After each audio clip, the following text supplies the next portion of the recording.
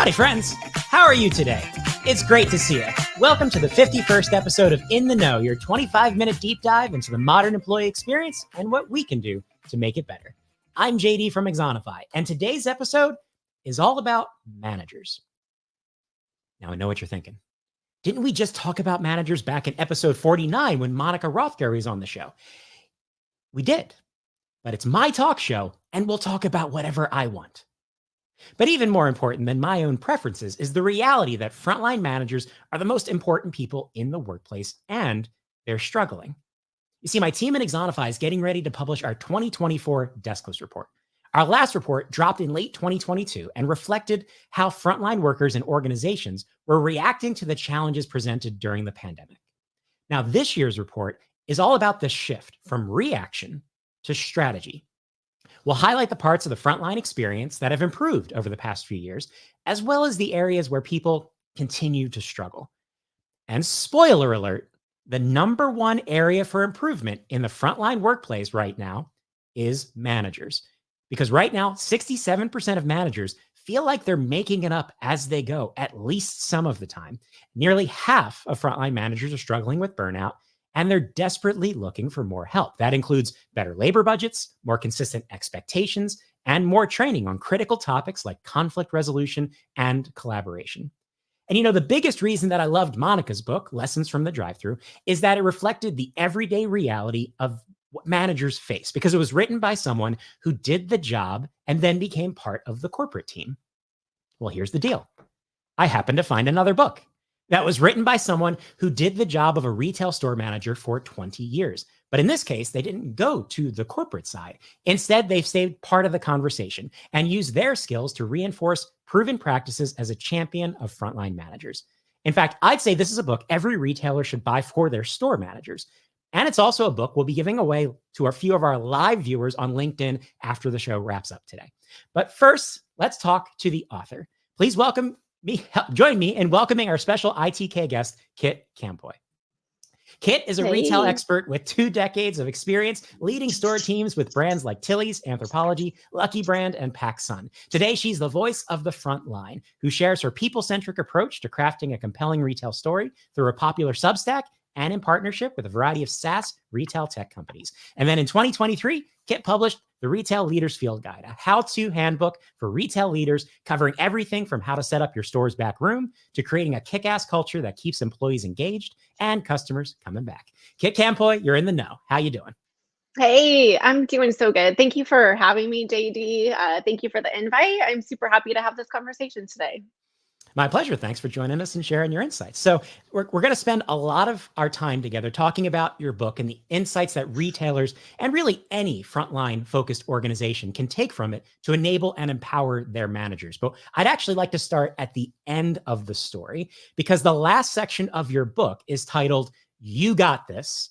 And that's a Mhm, phrase I noticed that you use a lot in your writing. So, mhm. what does "you got this" mean to you when it comes to enabling frontline teams and especially frontline managers? Yeah, and when you're running a retail store, when you're in retail management, you don't really get told that you're doing a good job very often or that even that you did things right.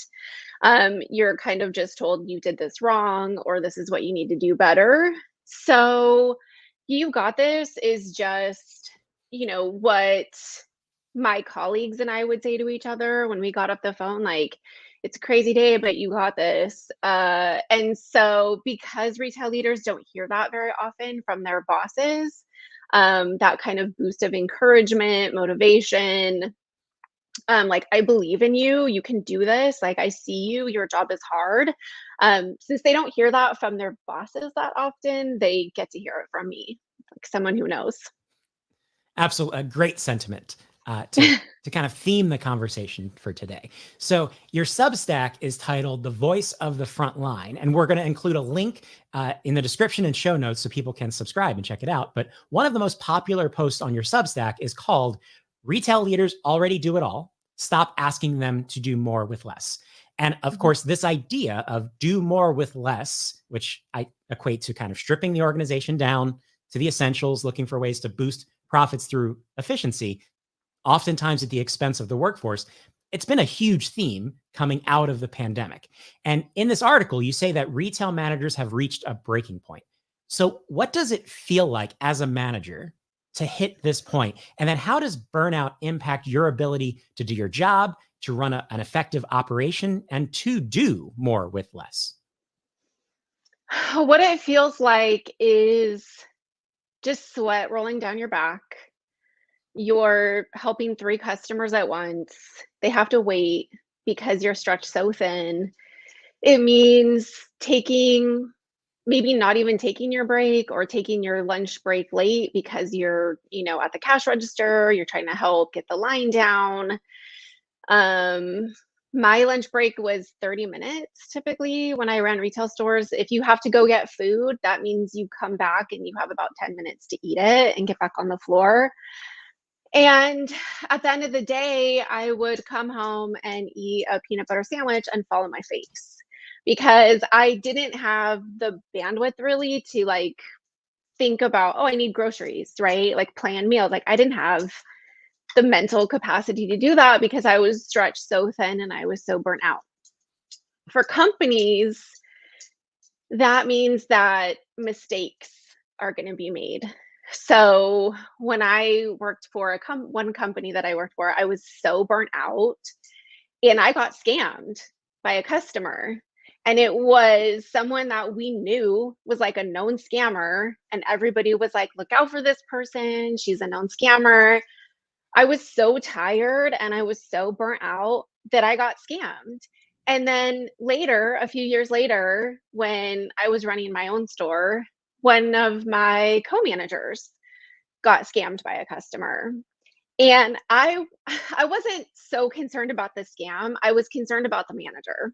So I sat down with her and I was just like, "Hey, I've been there and it's really frustrating. So I'm not mad at you, but like I'm concerned. Like if you need a few extra days off, let me know. Like just let me know what you need." So it's bad for the managers and it's also bad for the company because we make more mistakes. So I started my career, I managed movie theaters and theme parks in the beginning. And I honestly thought that being tired all the time was part of the job. Mhm. because, of course it's Thursday. So of course I have to work until 3 a.m. to get inventory done. Or of course it's the holidays. So I need to work 14-hour shifts in order to make sure the team is okay. And I never really considered the trade-off between what I was giving to the organization and to my team and what I was getting back until after I decided to leave. So I'm Mhm. curious, do you think corporate teams get this? Do they know that this is how a lot of frontline managers think? And does the corporate team understand what it takes for a store manager to do their job well and how they're feeling about it right now? I don't think so, because if they truly understood what that feels like, um, I think they would allocate more resources. I think they would allocate payroll. I think they would give raises. When I first took one of my stores, I we were so busy. We were the highest volume store in our like in our district. And my first question was like, how come I don't have another manager? Like I was just we were just kind of barely making it. Like we could do all the things and we could do them well, but that didn't give me any time to develop other managers or to recruit or to do other things I should be doing. And I just think there's this big disconnect between the people at the corporate office and the people in the field. And also remember that the people in the field don't really get the option to like not come into work a lot of times, or to call out sick. Like I can't tell you how many times it was just like, well, you have to work a 6 day because someone else called out, and you like the store has to open. You have to go, So in an office job, you kind of have the luxury of like, I think I'm gonna take the day off. But in store management, you can't really. You have to be there. I had a manager quit, no notice on me, and it was just like, well, I guess I'm working every single day until we figure this out. So, yeah, I think there's a huge disconnect there. I still remember a time when I was an assistant manager at the time, and I was so out of it. I was sick at the time, and I was literally laying on the floor of the manager's office, and they had to physically remove me from the building Mhm. because, again, I didn't connect the dots between Right. taking care of myself and what it meant to do the job. So I think it's easy for people to not either know what it's like to be in this position, do the job if you've never done it yourself, or even if you have and maybe it's been a while. Or you've been in different positions in the organization, you can often lose that connection. Even if you know what the job is, you lose that feeling of what it's like to do that job now. And that's why I think, again, it's a great idea to take a look at your book. So if you want it out there, those watching us today, if you want to get a better idea of what it is like to be a frontline retail manager, that's why you got to grab a copy of Kit's book, The Retail Leaders Field Guide. And that's why we're going to give away 2 copies right now to our LinkedIn live viewers. So if you're in the chat on LinkedIn, type "You got this" in the chat. And after we wrap up today, we'll pick 2 random viewers to send a copy of Kit's book. So watch out for your DMs on LinkedIn. And when I think back to those, again, early days of being a frontline manager, another thing that I remember, besides being half passed out on the floor at one point, was poring over financial reports. So I remember going over revenue targets, and in my case, in movie theaters, concession sales and box office projections, because that drove our attendance projections, and then that drove our labor hour budgets. And then Mhm. I also remember having a decent amount of freedom when it came to the decisions I made related to those results, because there were certainly numbers I had to hit every quarter, but how I hit them was mostly up to me. And I ran my own sales contests. I made adjustments to seat counts to drive box office revenue. At one point, I refused to execute a layoff that corporate mandated because I said I'd find another way to hit my labor budget without firing a bunch of people. And I did it. Mhm. And when I speak to frontline managers today, and then when I go on places like Reddit and I read the comments that people make, I don't get the sense that the same freedom and level of ownership that I had 10 or 20 years ago is still there. So I'm curious to get your thoughts. Do you think corporate teams trust managers to run their businesses, or do you think that the corporate team underestimates their frontline managers?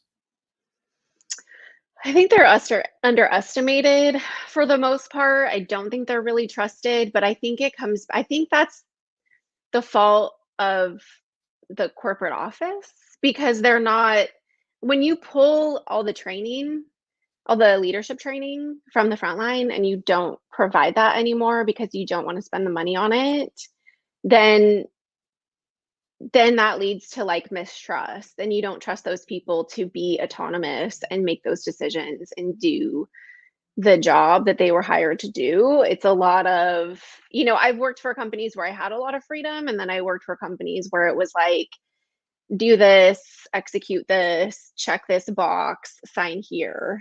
And I think when all the cutting of the resources, I think it's getting a lot more across the board of like, check this box, do this thing.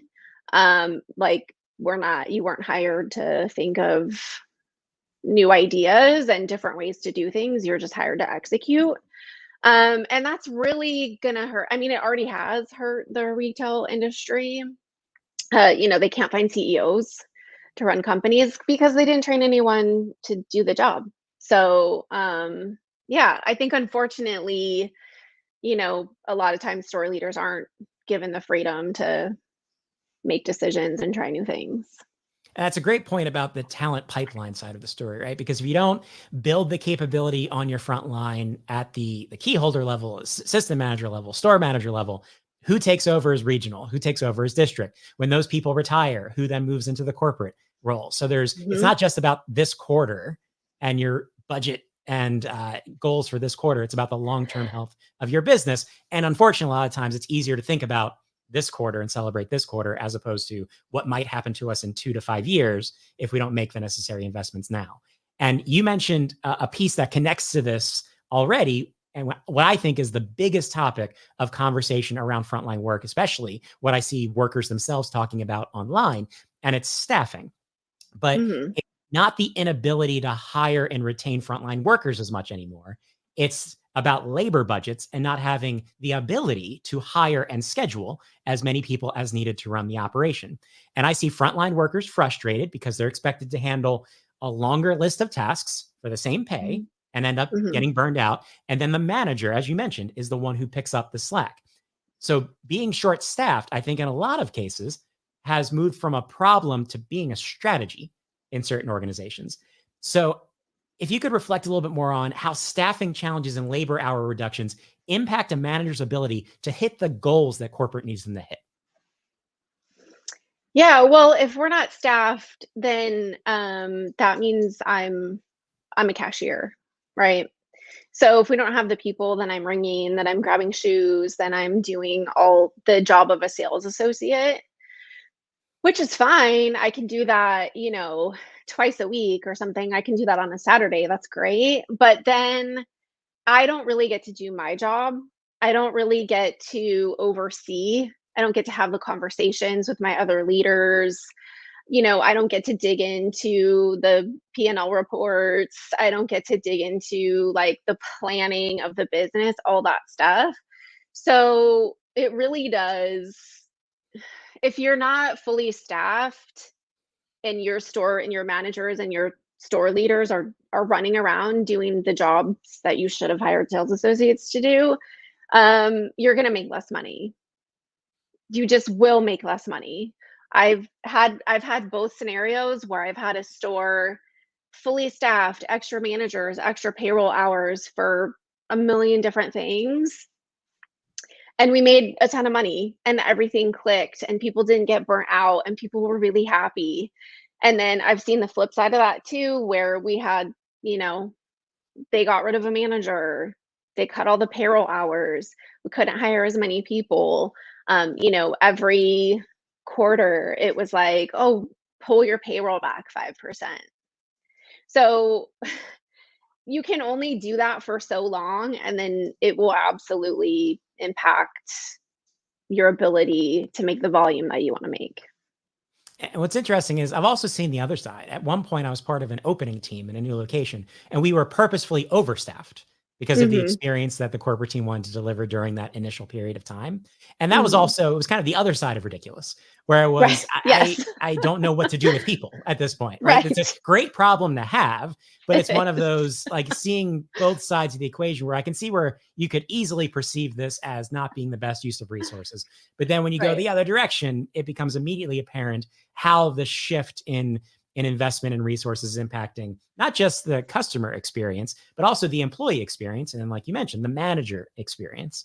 So if we look at labor hours and proper staffing is the biggest thing that corporate can likely do to try to make the manager's life easier and to help the manager be able to do their job well and achieve their goals. What would you say is maybe another one or two things that when you look at the corporate team and how they can better take care of and enable managers, what else do you think that they could be able to do to improve the manager's job? I think they could visit the stores more often and spend a day there, right? And spend a day working alongside the store leader and to see what, because store leaders can only kind of like bubble up so much information. We're busy every single second of the day. So things are going to kind of fall through. And maybe the store leader doesn't think something is that important because they see it all the time. They see it every day. It's like, yeah, whatever. But if one of the executives comes, if one of the regional manager comes, works alongside them for the day, they might see something that's really important that the store hadn't thought to call out. So I think spending time in stores is a big one. And I think also listening to the retail leaders and believing what they're saying. I had a instance recently where kind of someone from the corporate side, like I was just saying, retail leaders are burnout, they need more resources. And then this person told me, well, it's ultimately the job of the store leader to make sure the store is clean and to get all this stuff done. And I said, it is, but we really don't have the resources to make that happen. And this person told me that I should find another job, that I should go work for another company. Um, and like, that's not the best attitude, right? Like, I think you should really listen to them and believe what they're saying when they tell you they need stuff. They're not just being, whiners. And it comes back to that question earlier of trust, right? Do you trust Yes. people to run their business and that they have the experience, the knowledge, and the skill to do the job and then report back intelligently in an informed way to say, if I need more help and what that help is, because we're in search of the same goal, right? I'm not just trying to make my life easier. I'm trying to hit the numbers and the outcomes that are expected of me. Um, Mhm. and for me, it just, all these pieces start to snap together in really interesting, meaningful ways. But I want to touch on two more topics before we wrap up our conversation. Mhm. One is training. So, in my background as a frontline manager, I've had a lot of those figure it out as I go experiences. In one Yeah. case, I didn't get sent to the formal training until months after I was in the job.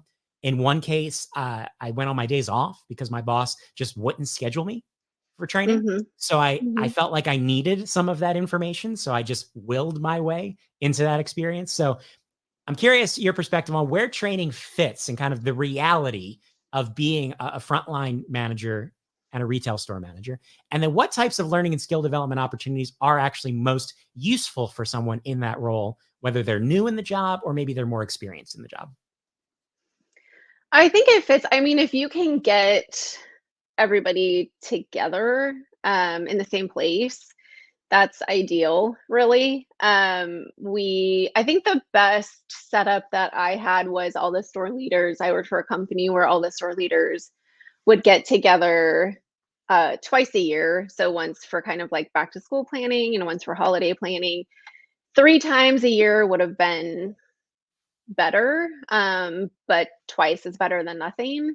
It's really important for store leaders to get together with their peers because we don't get to do that very often. When you're a store leader, you're the only person in your store that does your job. So it's important to talk to other people that are doing your job, and 2 to 3 times a year is great. It was holiday planning, and then they would always do leadership training. And I remember one year they showed us. Simon Sinek's keynote, the Start with Why. That was like revolutionary for me. Like I brought that back to my team. I was so excited about it. Any kind of leadership training like that, any kind of just telling people about the different kinds of leadership, right? Like what is servant leadership? What are the attributes of that? Why is that important? How can you use that with your team? How can you show empathy? How can, like, all these different things. Leaders in stores don't typically get that training, and that really getting deep into leadership, I had to do on my own. It wasn't really until I started writing and like reading and researching like leadership stuff that I found all of this stuff. And a lot of it I was already doing with my teams, but I didn't have the language for it.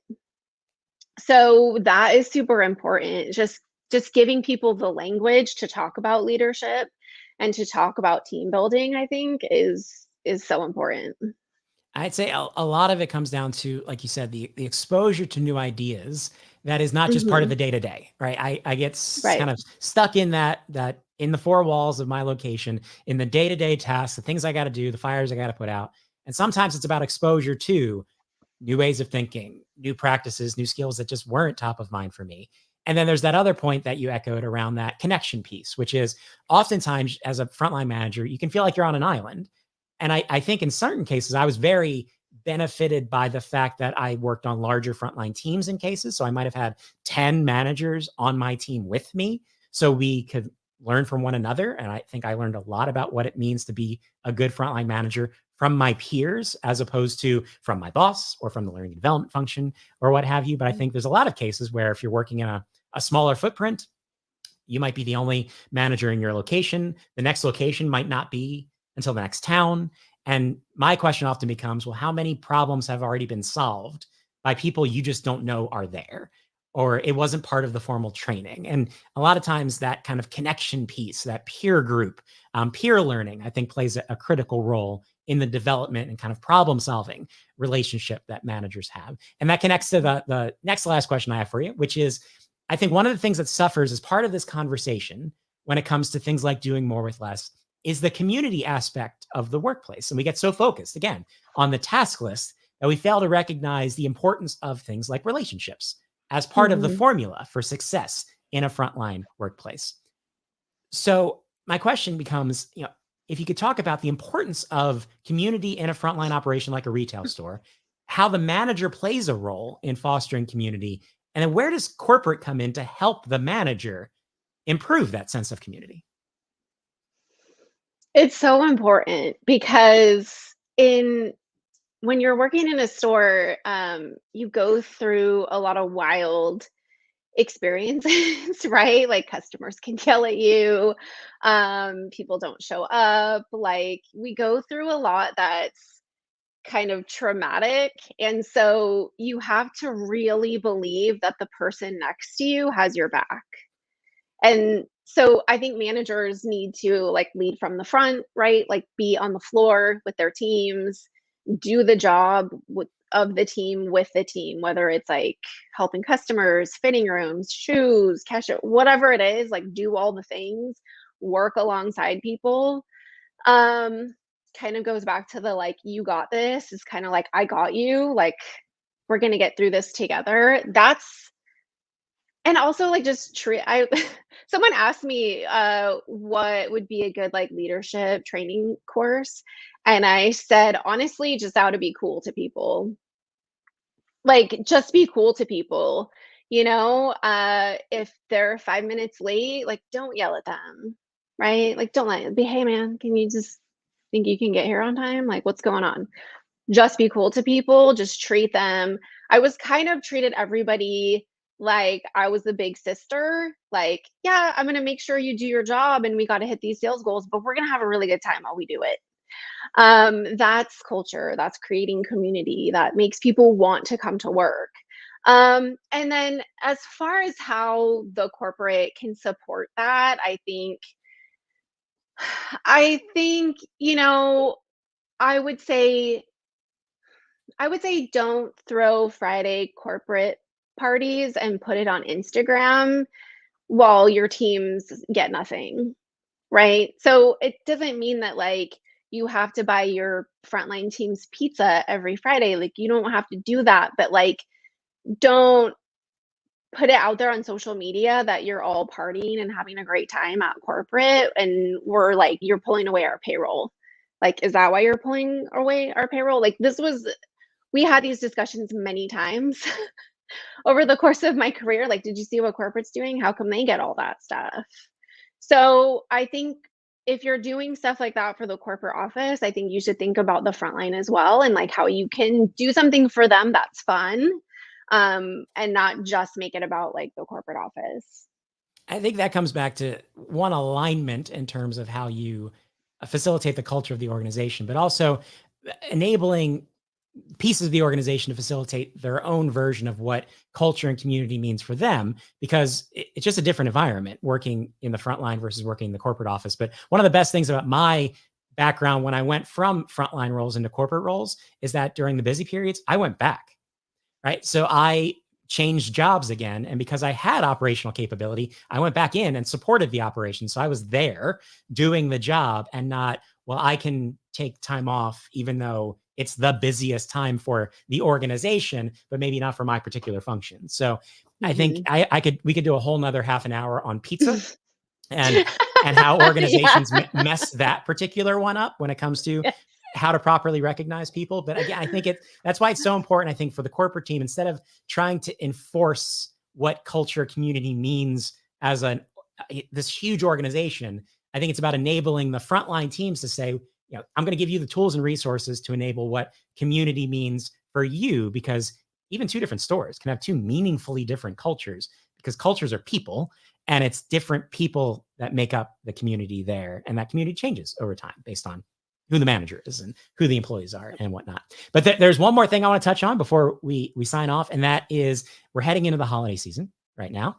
Sales during the period of, October to December can make up anywhere between 20 to 40% of a company's annual revenue in retail.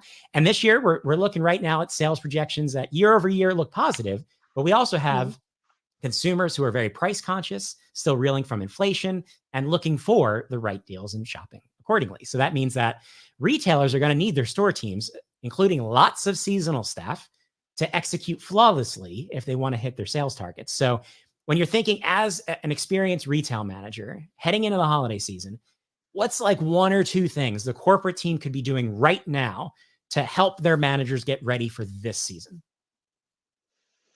I think just be transparent about what you have coming up as far as what deals are you thinking about running, what events are you thinking about running, what is your marketing gonna look like, all that kind of stuff. It really kind of gets like the store teams kind of psyched to see what you have planned, because then we get then when we start to see it roll out, then we're like, oh yeah, it's here, like that's really exciting.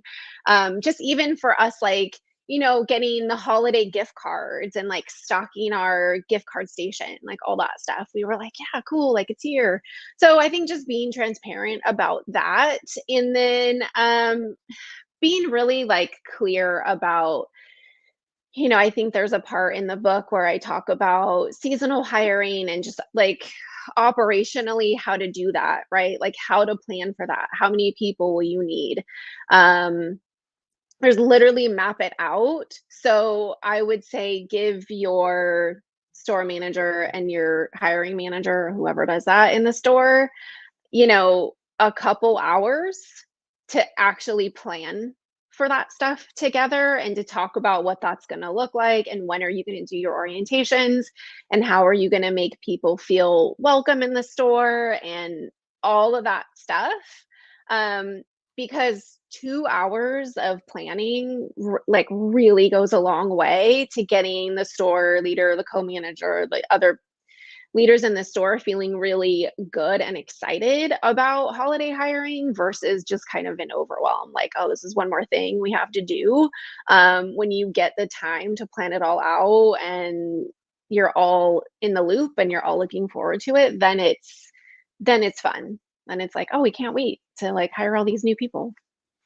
Absolutely. And when you provide the right resources, you provide that level of transparency and communication, and you have a plan and a strategy, and you involve people in that, it can actually be fun to be very busy, right? In that type It of a is. period. Yeah. Some of the most fun times I had as a frontline employee, frontline manager, were those busiest times. And I remember Christmas time in the Magic Kingdom, right? It's a magical time to be there. It's incredibly busy and stressful, but when you've got the plan, you've got the resources, you got the team in place, it can be a lot of fun for both customers as well as your frontline team. So thank you again, Kit, so much for joining us today and being a vocal champion for the frontline workforce, especially frontline managers. Before we let you go, can you tell people how to connect with you and grab a copy of your book, The Retail Leaders Field Guide?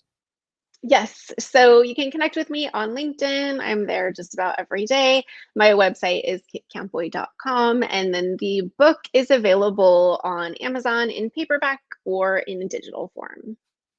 Awesome. Thank you again so much to Kit Campoy for sharing her insights and experience into the critical role frontline managers play within our operations. If you're watching live on LinkedIn, keep an eye on those DMs because we may be sending you a copy of the Retail Leaders Field Guide after the show. And if you had a good time today, be sure to subscribe to ITK. Head over to Axonify.com/ITK to sign up for show announcements and reminders. You can also check out all 51 episodes of the show over at the Axonify YouTube channel or listen to In the Know on your favorite podcast app. Until next time, I've been JD. Now you're in the know, and always remember to ask yourself the important questions. Like, do you know what they say about working in retail? Once you've seen one retail job, you've seen them all. I'll see you next time. In the Know is produced by Risha McCutcheon. Visual design by Mark Anderson. Additional production support by Andrew Miller and Tung La. The show is written and hosted by JD Dillon. ITK is an Axonify production. For more information on how Axonify helps frontline workers learn, connect, and get things done, visit axonify.com.